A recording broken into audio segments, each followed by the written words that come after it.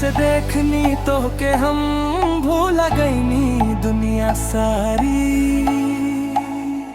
बना दूं तो हर साथ हो जाऊं, जिंदगी भर के प्यार हो जान।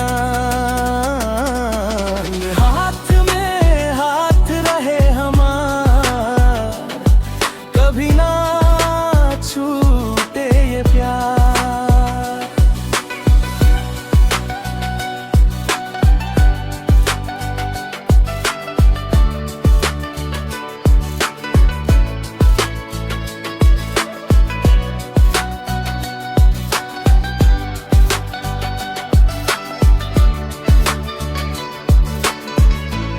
तोहरे खातिर सजनी हो दिलवा अपना हार गई नी।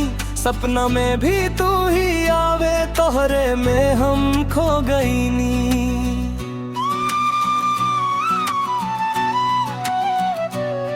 बरसात में भींगे जईब साथे हंसत खेलत रहब।